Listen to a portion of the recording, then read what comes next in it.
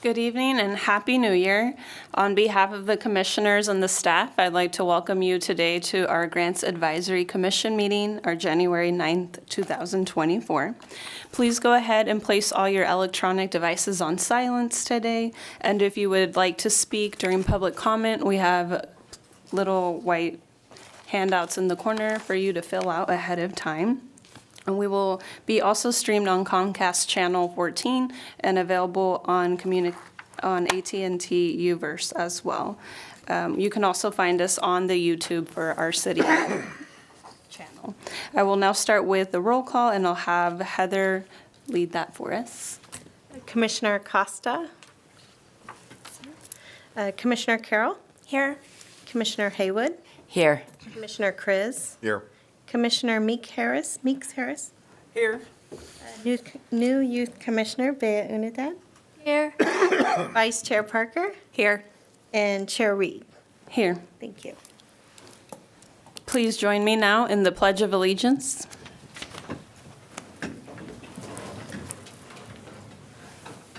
Pledge allegiance to the flag of the United States of America and to the republic for which it stands, one nation, under God, indivisible, with liberty and justice for all.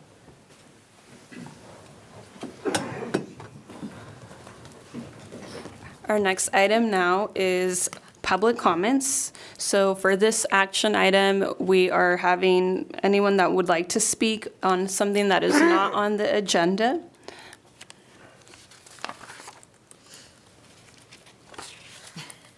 More seconds? Okay.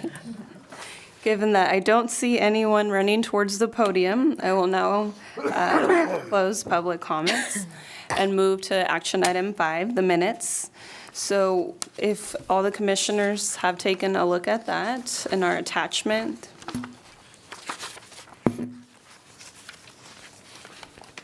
I would move to approve the minutes as presented. Okay. I second.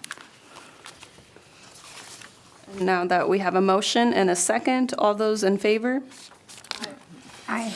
Aye. Any opposed? Moving forward. Now, our next item is 6, and that is, I would like to welcome our brand-new youth commissioner, Bea Unidad, and give her a chance to introduce herself if you would like to tell us a little bit about maybe what school you go to and what brought you here. My name is Bea Unidad. I'm a sophomore at West Park High School, and I am involved in many clubs like Send a Smile Club, UNICEF Club, Women in Sports, and I do West Park Cheer. And I'm here today because I want to be a part of this community and help others who need some help and be a voice for the students and youth. Thank you. Thank you. We're excited to have you. Anyone else would like to say anything from the commission? And now just welcome, and hopefully we'll have an experience here that you'll get something out of. And we're looking forward to you being a part of this after the selection, after the interviews. It was nice getting to know you a little bit then. All right. Thank you, everyone. We will now be moving on to action item 6.2, which is the reason most of you are here, our applicant workshop. So that will be what we will be focusing on, 2024-2025 Citizens Benefit Fund REACH ARPA Grant Finding Cycle Application Workshop. And we should be seeing a slideshow next. Okay, perfect. Thank you. So today, the Chair for Grants Advisory, Vanessa Reed, will be reviewing this with you, as well as our Vice Chair here with me for support. We want to make sure applicants understand what the funds are available for and how to apply, and clarify a few points for you, and also answer any questions that come up. So you'll see our purpose here, and just to overview that, we'll provide an overview of each fund and the available ones we have for this cycle. We'll go over the timeline, or our Vice Chair will, and grant funding priorities for this grant cycle. We'll review the online submittal process, highlight any application thresholds and disqualifications, provide an overview of the application scoring questions and scales, And the revised required documents section will highlight that, because we've revised that this year to provide any clarity and stress the intent of grant funds to benefit the residents of the city of Roseville. And commissioners will also have the opportunity to provide helpful hints for the process. Then after that, we will open up for questions from the applicants. After all questions have been answered, commissioners will provide a few brief comments about the cycle and application process. So for this slide, you can see that the total funds are less than the previous years, as the reinvestment of the bonds took place at a lower market interest rate. So we have the CBF Citizens Benefit Fund at $255,270. The REACH funds, $10,000, and then the American Rescue Plan Act at $300,000, which will be available this funding cycle. Note that this is the last cycle of the American Rescue Plan Act funds, ARPA. So grants are available to 501c3, 501c4, and private school organizations. Nonprofits have to have a business license, as we emphasized there, and in Roseville in order to enter the agreement with the city. Private schools and school-based nonprofit associations are eligible and are limited to just one application per individual site. So the CBF, the REACH, and the ARPA grant goals are to assist improving the quality of life for the citizens of Roseville. You'll see us emphasizing that. So the Citizens Benefit Fund was established in 1993. We like to talk about the history. So it was based on the sale of the city-owned Roseville Community Hospital and the proceeds of the sale into an interest-bearing account and give 90% of the interest available annually to nonprofits for, quote, improving the quality of life for the citizens of the city of Roseville. So that remaining 10% is deposited back into the Citizens Benefit Fund to grow the principal. The last overview is the ARPA, American Rescue Plan Act, which, like we mentioned, is the last cycle, and that one is in 2022, the city council granted $1 million for that, for the funds for our commission to distribute to Roseville community over the next 3 years. The ARPA funds are being combined with the CBF funds for distribution, as the purpose and eligibility noted in the guidelines are very closely aligned. So we'll move to slide 4. And then, so this was established in 2003. The city directed the Roseville Employee Annual Charitable Hearts Fund, REACH, and it's comprised of contributions from the employees in Roseville or retirees and local businesses. That's where the $10,000 funds come from. Same eligible organizations as CBF. Schools have the same restrictions as CBS with one application per individual site. New this year is that the REACH grants are to assist in improving the quality of life for youth, families, and seniors in the city of Roseville. So in the past, it was open to serving and improving the quality of life for youth, families, and seniors in Placer County. Now, Vice Chair will go over the timeline and the grant funding priorities. So hand it to Vice Chair Parker. Thank you. Okay, so slide 5. So let's review some important dates to remember for the funding cycle. The Zoom Grants link to the application is currently available on the Grants Advisory Commission webpage. The 2024-25 funding cycle opened, and the grant application is available starting Monday, or was available starting Monday, December 4, 2023. Applications must be submitted online via Zoom Grants by 5 p.m. on Monday, February 5, 2024. Later in the presentation, staff will talk about the new eligibility determination period that will take place in February as part of the review applications. The commissioners will review and score all grant applications during the month of March. The commission has a meeting on Tuesday, April 9th, at which time we will discuss funding recommendations. The Grants Advisory Commission has an advisory role to the City Council. The City Council makes the final decision on grant awards, and the Grant Advisory Commission will submit their recommended list of awardees and amounts for Council to consider in May or June. And grant checks will be awarded by this commission at our meeting on Tuesday, July 9th. Final reports are due by August 31st in Zoom grants for the prior funding cycle, which was the 2023-24. Slide 6. Okay. So funding priorities. The Grants Advisory Commission established and the City Council approved the current grant funding priorities that reflect the community needs analysis completed in 2019. The grant funding priorities are as follows. 1, the strategic one-time grants for innovative projects or programs, capital improvements, or new initiatives. Examples of these special grants may be new initiatives, applicant identifies a need, service, or opportunity in the community that could offer an enhanced and improved quality of life or experience in Roseville. Innovative ideas, based on models from other areas or agencies and attempting to take a new approach in providing opportunity to enhance or improve quality of life or experience in Roseville.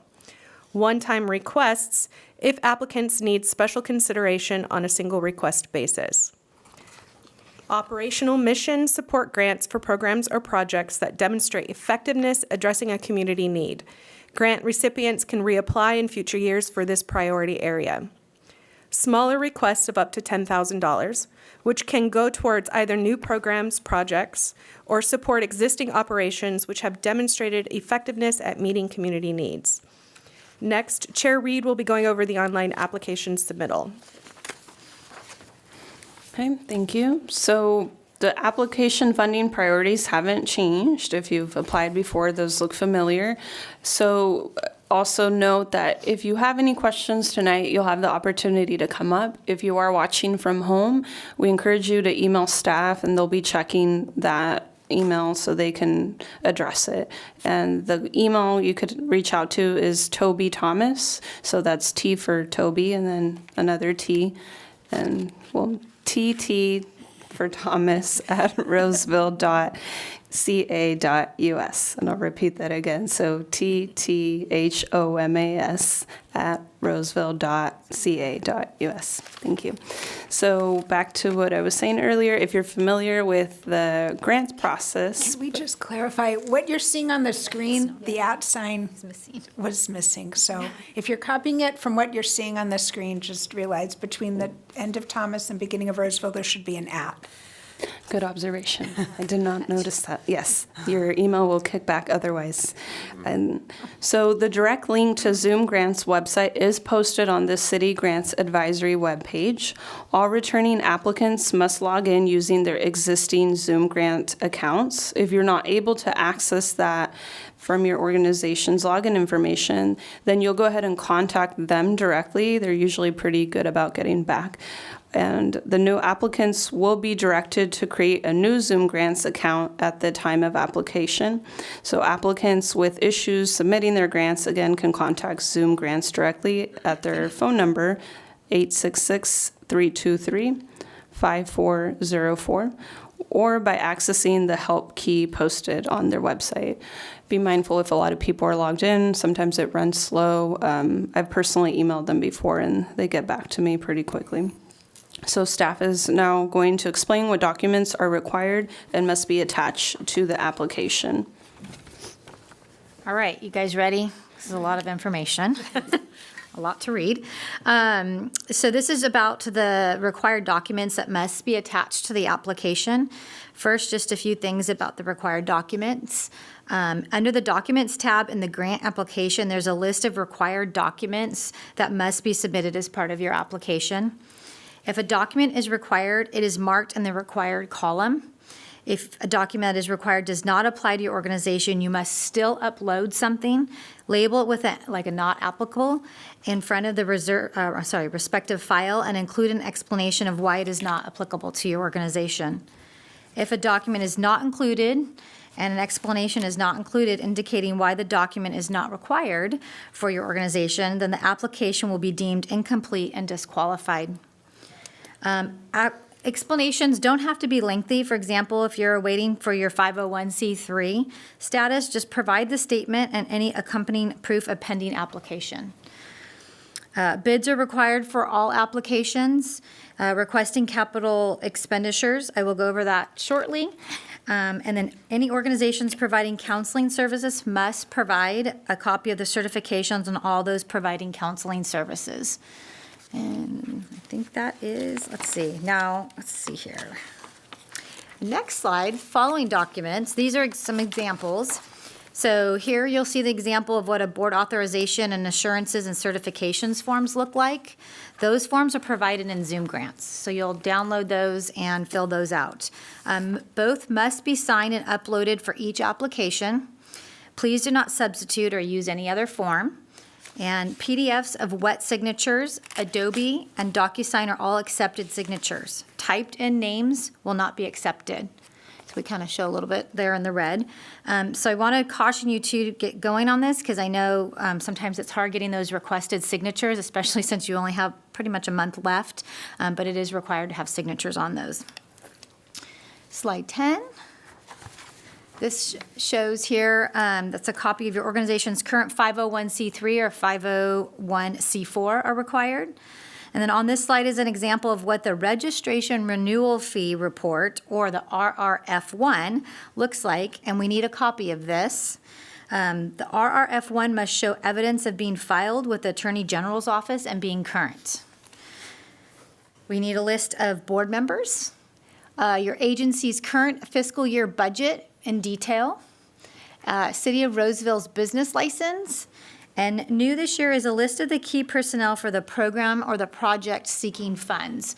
So that's separate than your board of directors. So if you have a specific program that you're asking for, we ask that you list the key personnel for that program or project that you're requesting funds for. And then slide 11 is a copy of the organization's active registration with the Secretary of State. It can be a copy of the registration or be a printout from their website. So these are two examples that we've received. And then slide 12. So this here is required documents. This slide information is really important and for those of you who applies to, pay attention to questions 23 and 25. This one kind of really applies to that on the application. We'll answer questions at the end if you guys have them. But this basically is if you are requesting capital expenditure for property improvements, you must provide proof of property ownership or a copy of the lease. And if you do not own the property, you must provide a letter from the property owner authorizing improvements to your property. Three written estimates from the vendor. So recently, our city council approved changes to the policy manual to update and clarify capital expenditures. The policy states that individual items and projects costing $500 to $3,999 require 3 documented quotes. That could be either via telephone, online, or written cost estimates. This means it could be, like I said, a verbal quote, an estimate you got online or written, and they must be attached to the application. If you do not provide bids, you will need to explain why you did not or were not able to get bids.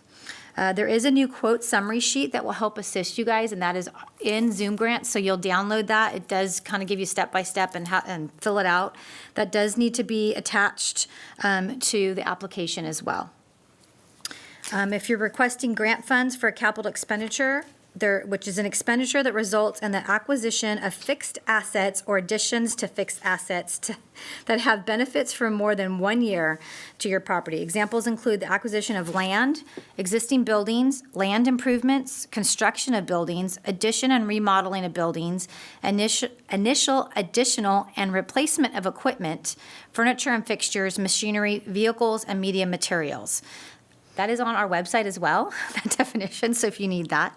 Or if you are requesting grant funds for property improvements, the program requires a total of 3 bids for the individual items costing more than $500. It's very important for all applicants to understand the 3-bid rule that applies to all organizations applying for the grant funding. We understand that schools often purchase items under large contracts. Even so, 3 bids are still required.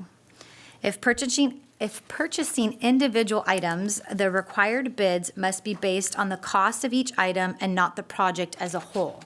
So for example, if you're purchasing a computer, a microphone, and a headset for each staff person, you would need 3 bids for each item being purchased. A lot of work. but we do need 3 bids. You can use the price of an existing contract as one bid, but you must also get 2 additional bids in order to ensure that the grant funds are being used effectively. Verbal and online bids are acceptable. So capital expenditures for individual items, projects less than $500 do not require documented bids. Capital expenditures for individual items and projects costing $4,000 and above must have 3 written bids included with application. So you're not able to use the telephone or the online. They have to be written bids. And like I said, all this can be found on our website under the grant page, and there's a frequently asked questions page. So all this is listed, what I just read as well. So hopefully that will clarify for you guys.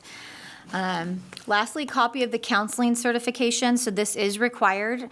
Grant applications for organizations that are providing any type of therapy or counseling services must include a copy of each individual certification for all those providing counseling services.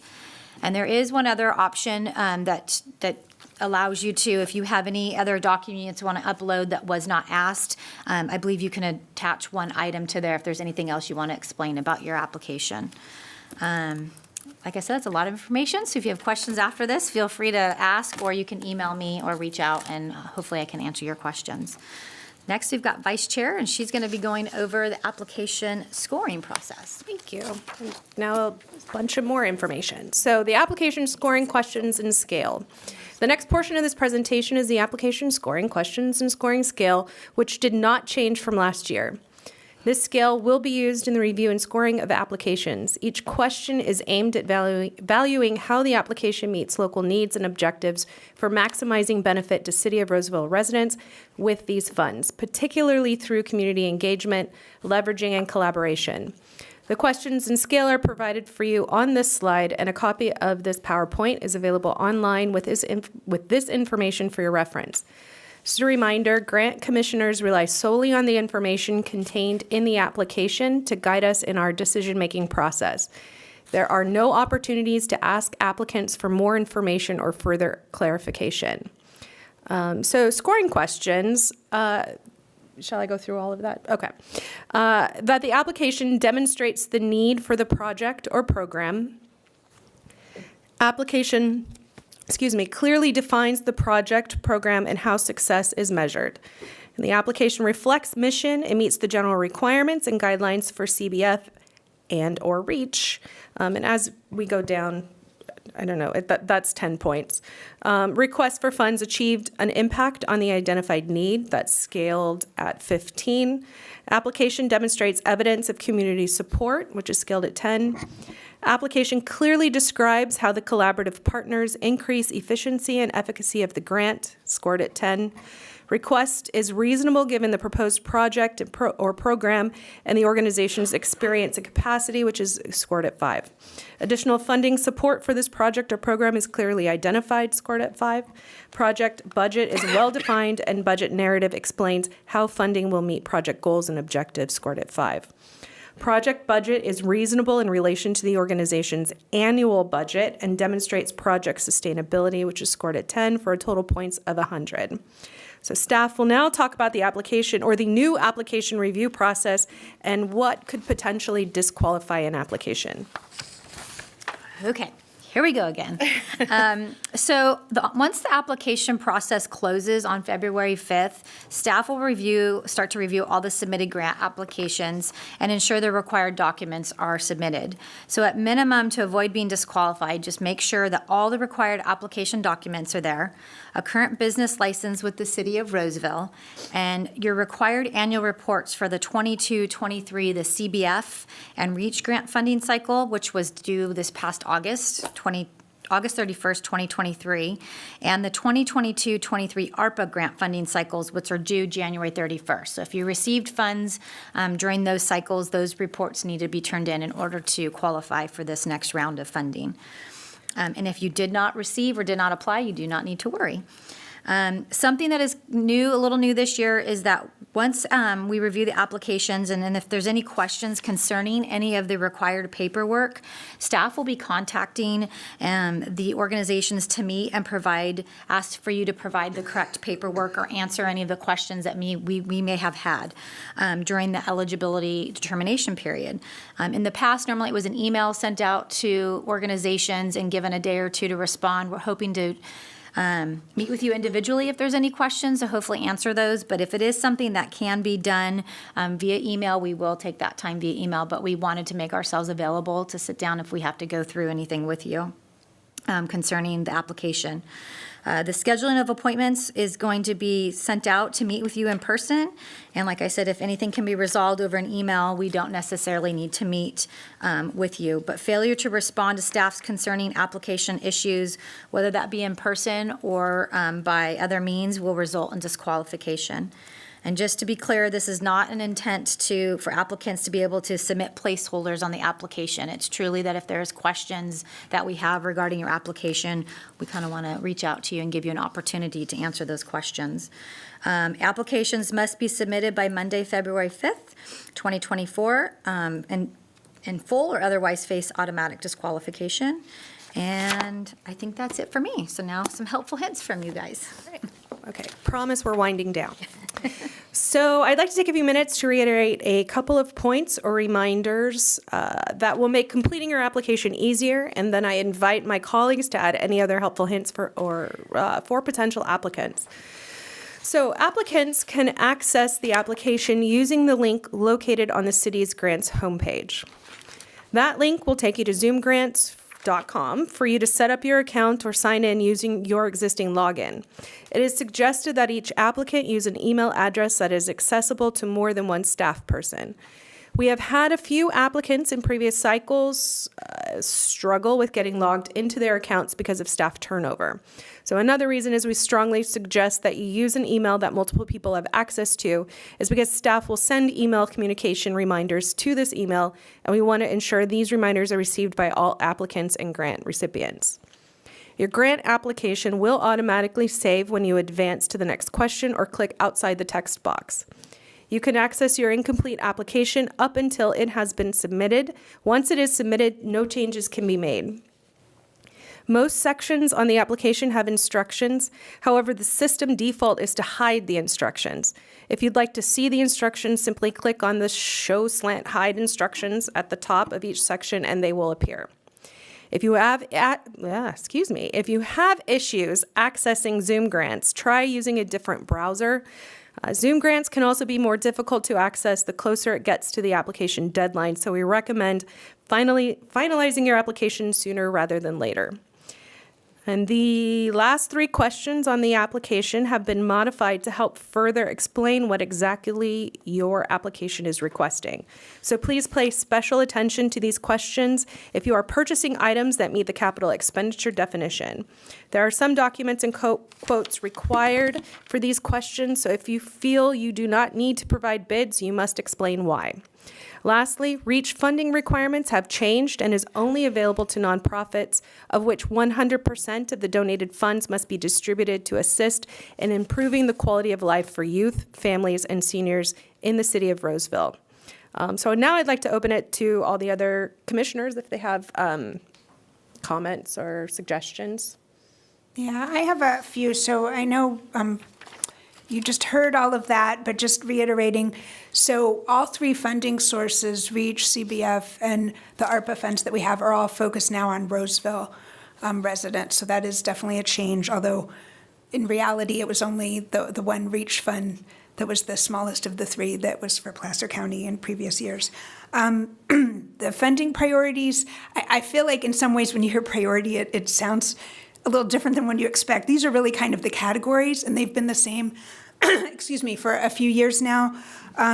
So those haven't changed, but we would encourage you based on, those categories. If you're requesting one-time funds for a new project, it's not expected that every year you'd be requesting the same funds for the same type of project. It's kind of a one-time thing, as opposed to the ongoing support, that's a year after year operational support type of funds. We do still have in the application the social determinants of health, so that is something as commissioners we look at, but it's not necessarily on the front end, and I'm just saying this because I feel like every year we have some confusion with this, that, we're singling out one of those social determinants of health to say we want the majority of funds to go to that group. I mean, I think we look at it and we try to I hesitate to say make sure every category gets funded because it's really dependent on what the applicants come in with. If everyone applies for things that are focused on just a couple of those social determinants of health, we're not necessarily going to change the distribution. But I just feel like when we say priorities, it can be confusing, and there isn't necessarily a preset priority of one social determinant of health. We also do take into account the council priorities. So there's a question on the application for that as well. So each year, the council has different priorities as far as strategic goals and things. So our timing is a little off, so I think we're looking at ones that they've already established from last year. But we do have a question on that and would encourage you to take that into account when you're providing your response. Encouragement, and when using Zoom grants, particularly if you haven't used it before, you can see all the questions in there and write your application offline, so that way you're not like spending a lot of time on something, and if you have a hiccup and the system crashes on you, you haven't lost anything. So as with other online systems, you've probably used them before, it's always nice to have kind of what you're doing separately that's not linked to an online system in case there is something that happens, power failure, whatever it is. Of course, that wouldn't happen in Roseville.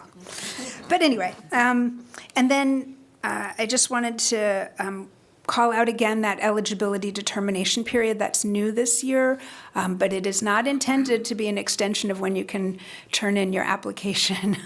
We really want you to have everything in by February 5th, and then if you have submitted something that staff has questions about and they're not sure if it really qualifies as making sure your application is eligible, that's the period that they have to review with you and make sure that what you did already turn in truly meets what the requirements are.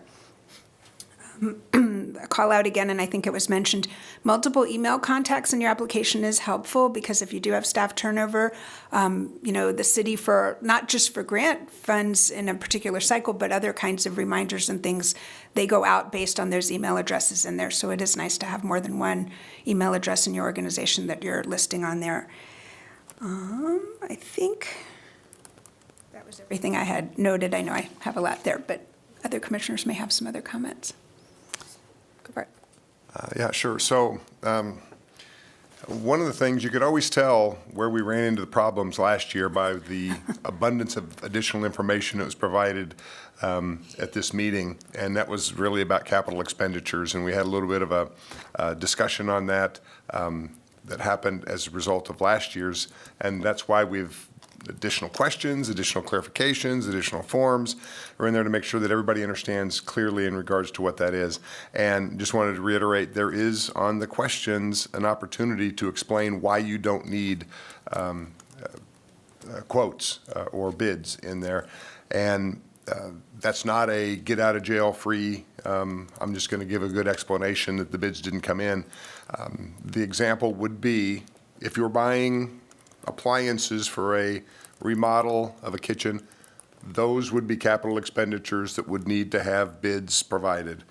We had one of our applicants come in and they were providing capital items for clients that came in, but they didn't really know what the needs they were going to have during that particular calendar year, that funding cycle. So they weren't able to actually go out and secure bids for those items because they didn't know what the needs were going to be for their client base. So that would be a good example of why you would not have bids that were submitted.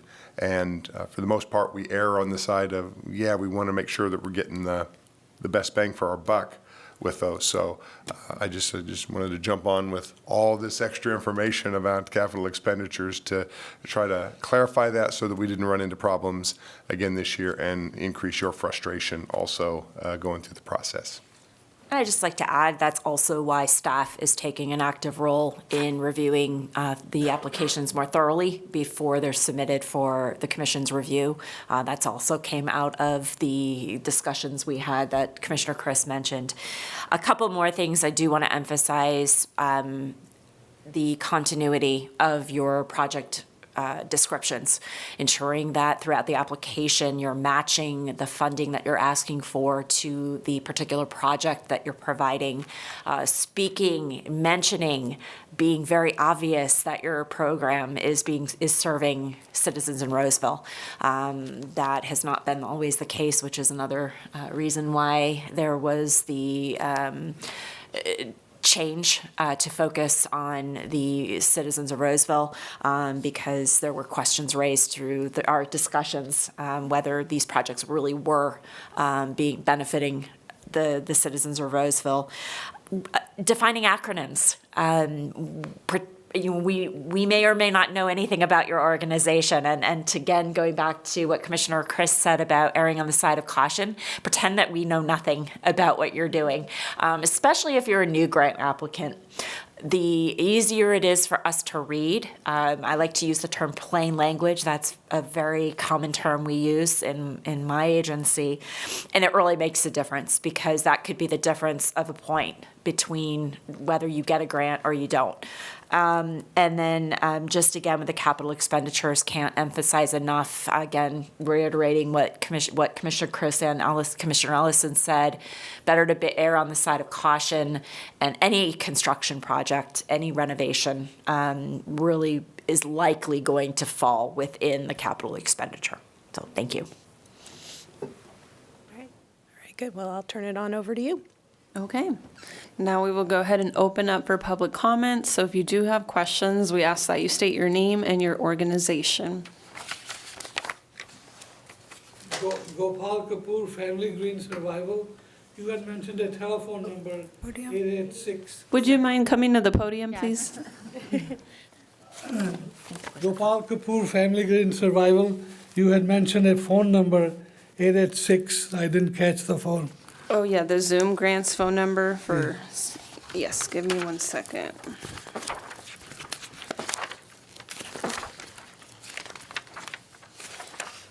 So this is the Zoom grants toll-free number, and the number is 866-323-5404. And can a company, a nonprofit apply for multiple funds or only one funding?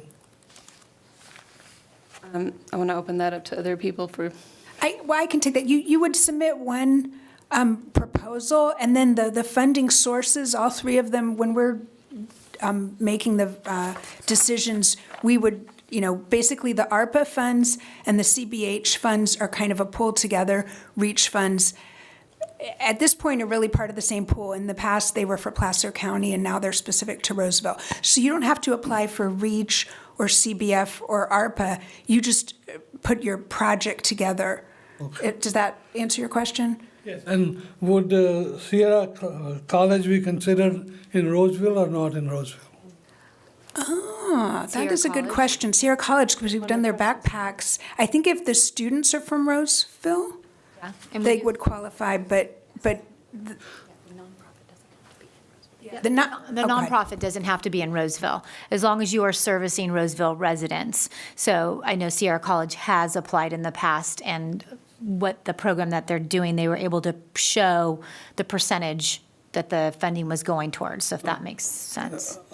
Our nonprofit is in Roseville, but we do a project for students at Sierra College. Okay. Would that qualify?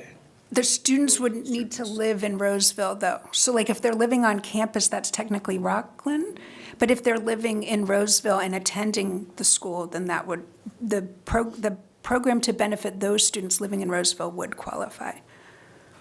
Just a clarification question, how would one certify that students where they live? Because we do a program for veteran students at Sierra College. So how would I make sure that? I think in the past, because like food banks and other groups have similar kinds of logistical issues, I think when they are having their program or before or after, they have surveys where they can identify if the person lives in Roseville or not. Okay, For example, Sierra College has asked for the zip codes before, or there's different methods people can approach, but I think that's what Sierra College did last time. Okay, thank you. Good evening, Kathy Connor, Gigi's Playhouse. Clarification on the grant funding reporting. So we received a grant from you last year, and one of the slides had mentioned that we were supposed to, you would be disqualified if you did not have the reporting for your grant from the previous year. But per the guidelines, I thought it was August of the next year.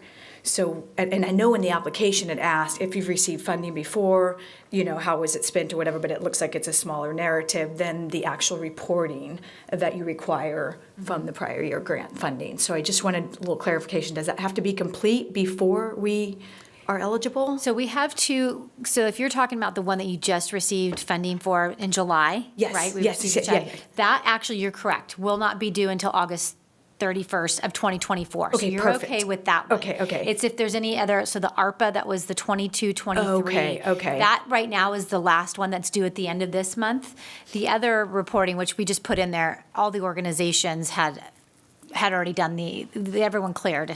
Okay, in a okay, sense. perfect. So, Okay. so you should be, you're fine. Okay, and then we'll just speak to it in the application part where Correct, and it it does ask where other fundings and what you Okay. received, so then that's when you Yes. would state you received.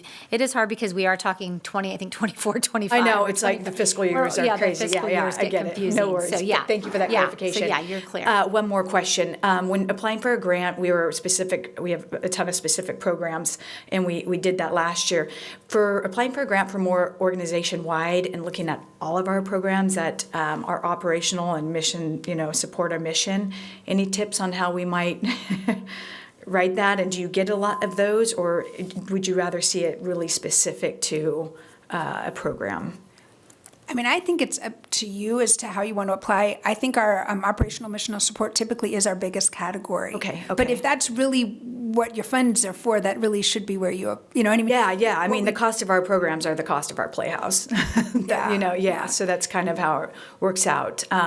Okay, great. Thank you so much. Thank you. Any other questions? Okay. Hello, my name is Mary Tess Mayo. I'm Executive Director at Blue Line Arts, and we were so grateful to receive a grant last year that was a one-time funded grant for the big mural on the back of the Roseville Theater. And I just want to ask a clarifying question. I mean, that was a one-time funded grant for a mural, but I have a couple of other sites in Roseville that would be perfect for another mural. Would that count still as a one-time because it's a one-time on a different site? Or would you consider that a program? Because it is murals, but they're a new mural at different sites. Yeah, I mean, I think different commissioners probably think differently on that. If ongoing, you're regularly going to be doing murals, then to me, that feels more like an ongoing operational thing. Whereas if it was just a one-time big project and you're not doing it again, but I mean, I don't know if others have comments on that. I have the opposite, and in that operational support would be sustaining an organization. So it would be a program, for example, with Blue Line. I'm a little familiar with what you do of the youth programs. That's something that has been going on for years. That would be more of an operational support, or something for Gigi's Playhouse where it's the whole operation. To me, a mural project is more designed as a one-time, although again, thinking ahead, and I'm thinking about a performing arts organization that may come in every year for funding for a scholarship for a camp that they run every year. That would be probably an operational need. Yet, on the flip side, if they had a brand new performing arts academy that they wanted to do a big project where they were going to do a citywide call for auditions and they were going to do this big production one time, that could be a one-time project. But again, if they continue to do it, it could morph. So I think it's going to really depend on the way it's presented, but also the composition of the commission at the time. Okay.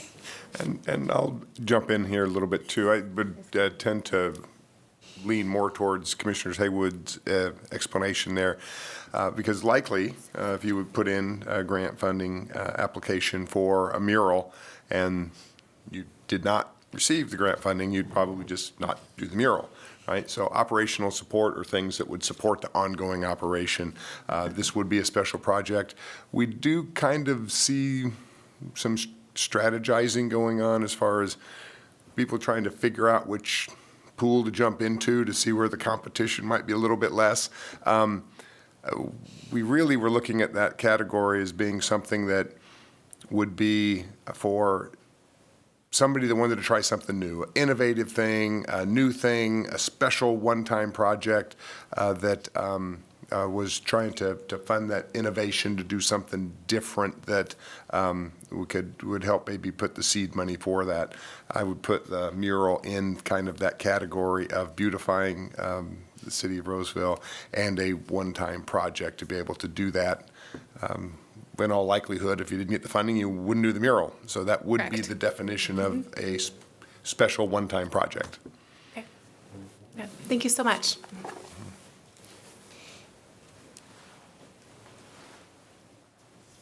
Any other questions? I'll ask staff if any emails have come in. For questions, I mean, I've addressed some organizations, but it was mostly about the meeting tonight, so nothing specifically yet. Sorry, I would just say, don't wait until the eligibility determination period to ask your questions. If you have questions now, before you submit the application, we're happy to work with you to get you in the best shape that you can. If you have questions on the new capital expenditures piece or any other piece, and then if there's issues in the eligibility period, we can use that to shore up those final issues. And clarification, if an organization who is listening tonight has a question, they can't ask that online, they have to email it in. When you respond, is the information something, I think in the past we've shared that with everyone. Oops. Any questions that have come in, we've shared with the full group? Yeah, I have FAQs that we've created, which is new, so we can update that. If a specific question comes through too that maybe might benefit everybody else, we could definitely update that. And they but would get that from the website? It's on the website, yes. Okay. Yeah.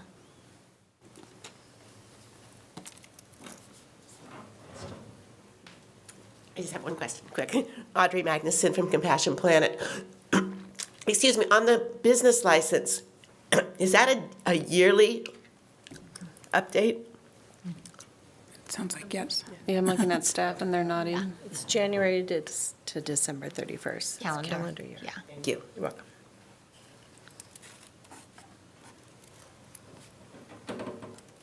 Any other questions? I guess the thorough PowerPoint covered it all pretty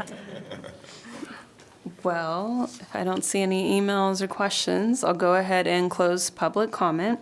And we'll move now to agenda item 6.3. So that's our funding cycle post-application survey. I will direct this to Toby, who will talk about it a little more. Okay, so during the September 12th, 2023 Grants Advisory Commission meeting, the commission asked if staff could look into creating an anonymous post-application survey to be sent out via email to the nonprofits requesting feedback on the application process. At this time, Zoom Grants cannot do an anonymous survey. However, they are looking into this option to be offered in the future.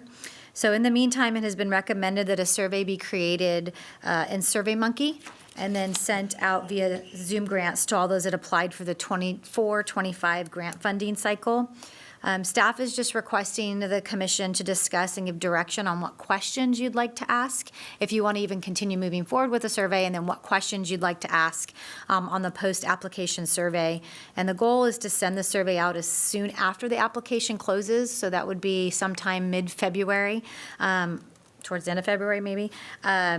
And the goal, like I said, is to send that out, process, get that back, and get that information out to you guys fairly soon, probably at one of the grant meetings.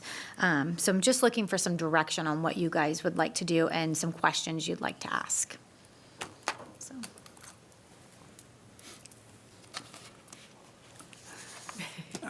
I was going to say, I do have a couple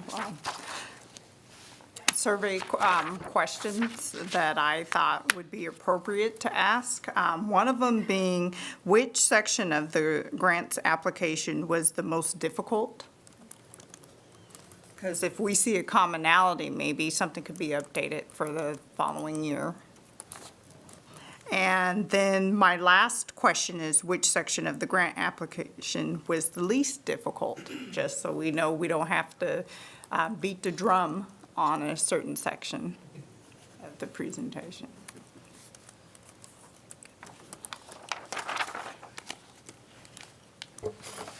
I have a few thoughts on this. I mean, I think those questions are helpful and I could see the benefit of asking them. And then on the other hand, with the new period that we're having where you're all going to follow up, I feel like we might get those answers if we see common trends and threads of where people are missing despite the PowerPoint. So, yeah, I'm wondering what other people think if we could make a survey focusing on that or wait this year to see how that period goes and the feedback we get, because we might see a trend and pattern from that. So I feel like you have like kind of two ways to go on this. Like is the post application survey more along the lines of how did somebody find filling out the application versus like the technical aspects of it? So like, was it easy online to do this, or should we be asking for different sorts of information, or should this question be clarified, or that sort of thing? So I feel like if that made any sense, like we should probably figure out what direction we'd want that survey, or what we want that survey to actually address. Does that make sense? Or have we already agreed on that and I've just missed that point? We had talked about before trying to get some input from the applicants on our process. And we typically review the process in the fall and we ask for input, but we don't always get it. I think right after you fill out an application, you probably have a lot of ideas in mind of, hey, I wish this was different or this wasn't clear. So this way, we're hoping to get that. And we want it anonymous because, you don't want a negative comment about the process to color potentially whether you would be funded or not. So we'll probably be opening up for public comment on this, and I think I'd be interested in hearing from applicants. But I guess in my mind, I was thinking just kind of, sort of along the lines of Commissioner Meeks Harris, were there improvements in the application process that you'd like to see considered for the future, kind of make it a more open-ended? I don't think it's so much technical as, do you like Zoom grants? Because I don't think we're moving away from Zoom grants. Yeah. So I don't think we want to give that impression. But I think there are opportunities to, we think we're being clear on one side, but when you're actually filling out the application, you may have different ideas. And to capture those right after someone submits it, I think is the best time to get that information. So it would be a survey essentially of people, like free-form survey, not like yes, no, that sort of thing? It's up to us. Okay. I would imagine, and I did have a couple questions that, given that the ask, I went ahead and came up with some suggestions, but it was regarding the grant application requirements. Was there any specific submittal requirement that was exceptionally challenging or difficult to comply with? Because I've heard from the outside, it's whether it's the audited financials or some of those things that might be more difficult or more challenging to comply with. And the other one, are there any changes that may make the process clearer or more straightforward? And that would be that right after the submittal, which is kind of like, wow, if I would have known this, then it might have made it a little easier. So a couple of questions along those lines.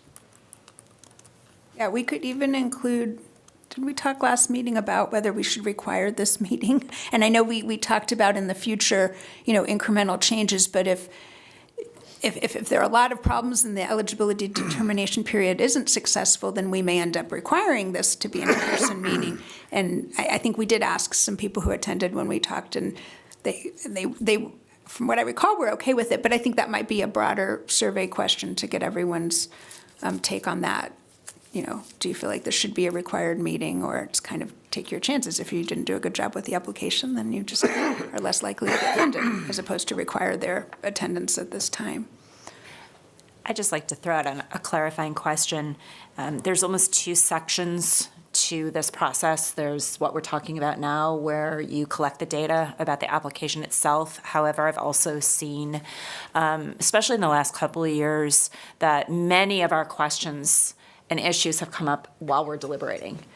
And perhaps a more fruitful survey might be maybe to do both, maybe doing one immediately post-application about the actual application itself and the things we talked about, and maybe sending out the survey again after our deliberations to ask if there were additional issues or clarifications or concerns that came out of the deliberations. So that's just a suggestion. I don't have a bone to pick in this at all. But I did, just from experience, it seems that more of the questions come after our deliberations, not so much during the actual application process itself. So we've tried to do that earlier in the process. And also with the feedback and the discussions that we have in the fall, that was more, it's another way to collect that data in a timely way. Yeah, I mean, I think all of this would inform our process in the fall. It's just as additional information that it didn't seem like for the past few years we've been getting. When it's time to do the fall part, the application process was so far away and haven't been getting a lot. But yeah, I think I definitely would like to have one right after the application process. It's top of mind for those who've used it. So I think, and it's kind of a blind, before you know whether you got the grant or not, it's just what were your impressions going through the process. I feel like that's fair. But having a second one after our recommendations or after council does the awards, I'm indifferent on that one. So all that being said, after you've sat down for a while and done an application, a survey afterwards being lengthy might be somewhat problematic too, right? So I feel like the survey then would sort of just be like 2 questions, tell us about your experience, and then what else would you suggest for the future, and then leave it at that. I mean, that's kind of how I'm seeing it, just because I know if I'm filling something out, then a survey afterwards that's really lengthy might not entice me to do a survey. Does Keep it short. Yeah, exactly. Unless you make it required, like you have, which I don't think we want to do that. So, yeah. Well, then I think this is a good point to open it to public comment, if anyone wants to give us feedback on that. Yeah, I think it's almost like when you get Audrey Magnuson from Compassion Planet, when you get when you call the bank and they say, you've been chosen to do a survey. Psychologically, maybe if I was doing it and doing my grant and submitting, and then right after, maybe a day or so, I got an alert like, do this survey, I would want to do it. I would want to show my best forward. That would be one thing. And I think most problems I see as a professional grant writer is character limitation and word limitation, because you may have this wonderful, huge narrative that you need to cut down to 500 or whatever it is. And I think that's when most challenges I feel with online grants are in especially new people that are writing a grant. So that's just to keep it realistic, with those characters or word limitations, if possible.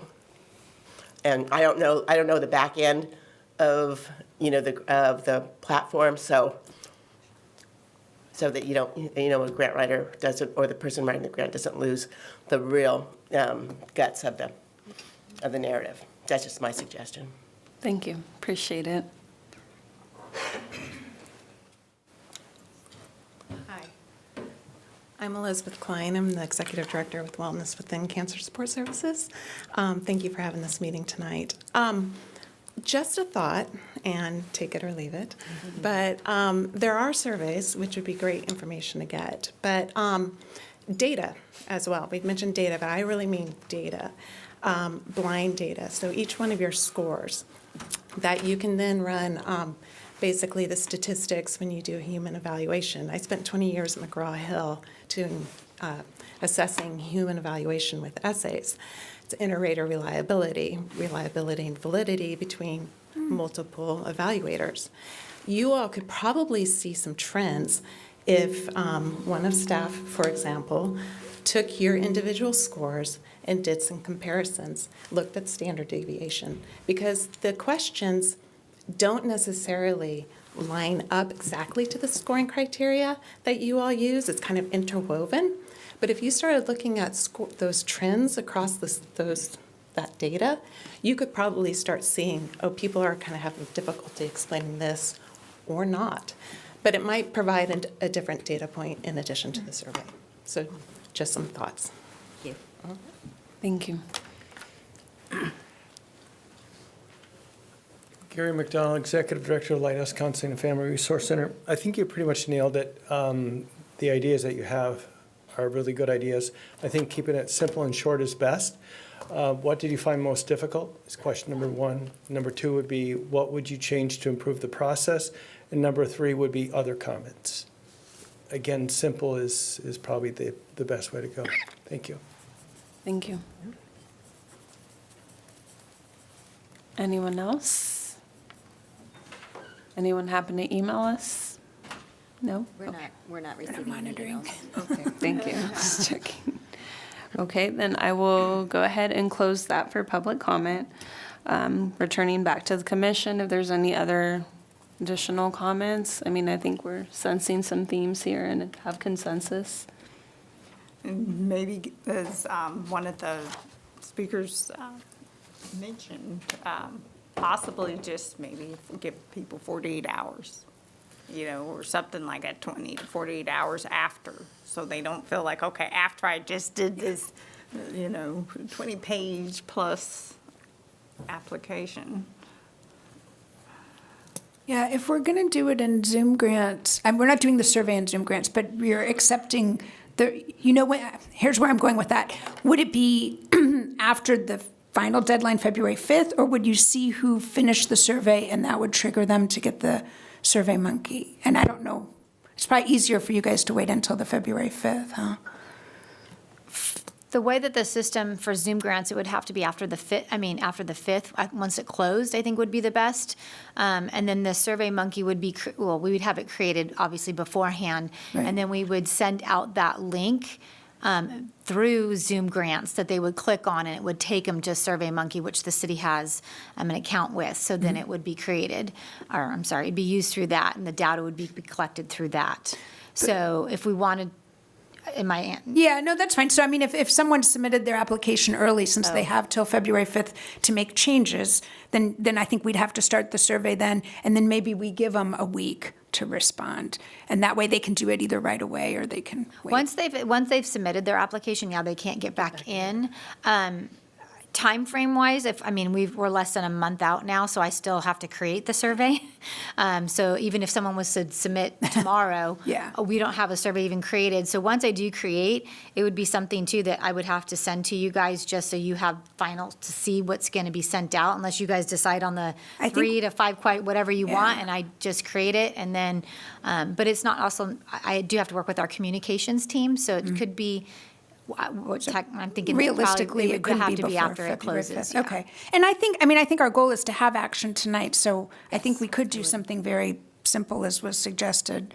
And then I had the other thought, that the data thing is very intriguing. I think that would be a special project, just because we do ranking now that helps take out some of the bias in the scoring, which I think is a good thing. But for what you're suggesting getting at, I am curious about that, but that would be, like I said, a separate thing we'd have to look into. Yeah, we'd have to really look into that one, to analyze the data. I have some ideas based on what Elizabeth said, but I think, just our basic scoring right now, since we're doing the ranking, which I think has been working well, doing the ranking isn't going to help with what she's suggesting. But I think we could, because we do score them all, and then we do the ranking. So I don't know if there are other comments. I was ready to go ahead and suggest then that we do the 3 questions that Gary suggested. What was most difficult, or what was difficult about the application process? What improvements would you like to see? And then just a third one for other comments, but open to other thoughts. Yeah, I'm good with that. But is there a next part to this in which we decide when the survey is going to go out? Do we need to like make that decision, or is that something that just, because once so we're going to agree on the questions here, right? So that it's created, we've agreed on the questions. Now we need to agree on when it gets sent out. Okay. Go ahead. Do you have to say anything? You can be specific. I know once the applications come in, it is a quick turnaround too for me to get everything together, depending on how many applications and score, get everything together.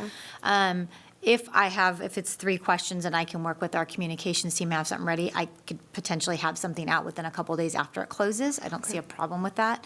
And I think someone suggested it'd probably be best too, once you guys are done scoring, then discuss what you guys get in afterwards. That could even be like in August and September, or that meeting with the results, so it wouldn't necessarily be released to you until then. So sending it out and then closing it at a certain time, I don't think that there's a problem with that. If you guys want it to go out directly right after the application, I think I can get it turned Which around. leads me to another question. Yeah. The length of time people have to respond, like how long you leave it open. Well, that's something you guys can let me know too, because I believe SurveyMonkey can set it up to where it sets the time. So if it's 2 days, 3 days, a week, however long, then yeah, you guys can let me know what you guys think. Because then if you send it out a couple days after the close of the application period, we give everybody 2 or 3 days and then it's closed out, or we give them A week. a month or Application something? closes on Monday the 5th, so we could usually go out maybe by Wednesday. Hopefully I can get something out that following, so is that the 7th? And then maybe the following, so give them a week. Maybe Wednesday to Wednesday or something. Okay, then I think we have a motion. Yep, sounds good. So I will go ahead and entertain a motion to adopt the 3 questions that were listed previously and leaving it open for a week. Can we say the questions one more time? Yeah. What was difficult about the application process? What improvements would you suggest? And just the third one would be any other comments you want to share? And feel free to wordsmith that as your, communications people or whatever need to. But I think that's the gist of them.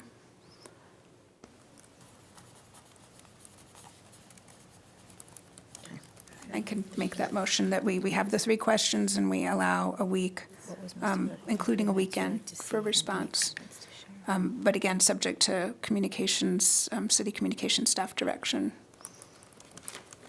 I'll second the motion. Oh, sorry. Who made the first? Me. Carol. Sorry, I was typing. And we have a second. All those in favor? Aye. Any opposed? All right. We will now move to agenda item 7, which is the commissioner and staff report. Do any of the commissioners have anything to report on? I just want to say to all the applicants here in the room and those of you watching on either live or on the replay, I'm very excited to see what your applications bring, the programs and the services and new ideas and just the work that you do. This is my final year on the commission, so it's a little bittersweet, but I'm really excited, and this is my favorite time of year. So again, we thank you for all the work you do, and looking forward to reading your applications. I'll go. This is my first cycle, so I'm super excited and amped about it. So thank you, and I look forward to reading all the applications. I'm always in awe in regards to the great people that are doing great things to support this community and just make it a better place. This is kind of what makes Roseville special, is being able to have organizations that are here making a difference in this community. And I'm just honored to be a part of the process, whatever small part that may be. So thank you for your support and encouragement. Yeah, thank you. We appreciate you and your enthusiasm. I'll direct it to staff now for any reports. Just to remind you that this information, the PowerPoint will be up believe tomorrow. I'll get it up on the website. The frequently asked questions is something new, and if you guys have any other suggestions, feel free to reach out. Questions, I know I've talked to a few organizations already. I believe my contact information is on the webpage as well, so if you have any other questions or concerns, reach out. Thank you. Item number 8, adjournment. Do I have any motions? I so move. Only one? Oh, wait, what? Did I miss it? To adjourn? Yeah. I make a motion to adjourn. Oh, okay. No, I thought you said it at the same time. Okay, do we have a second? Second. Okay, all in favor? Aye. Any opposed? Well, our next meeting is March 12, 2024. And final reminder, applications are due Monday, February 5th at 5 p.m. So now with the power invested in me, the Grant Advisory Commission meeting is adjourned at 6:41 p.m. Thank you.